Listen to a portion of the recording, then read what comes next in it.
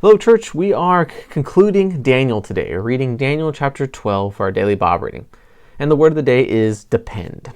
It is the theme throughout Daniel's life, if you kind of look back from the very beginning, where he depended on God rather than defiling himself with the food and the customs and the education of his captors. Then he depended on God while he prayed and faced persecution with the lion's den.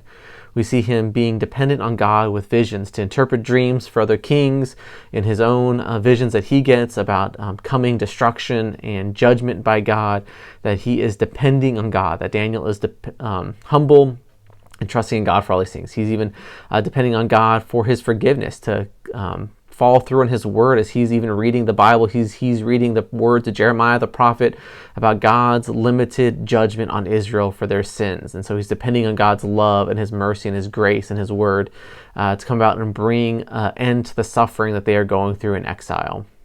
And that's even the conclusion. As we look at the very last verse of chapter 12, says this: "But go your way till the end, and you shall rest and shall stand in your allotted place at the end of days."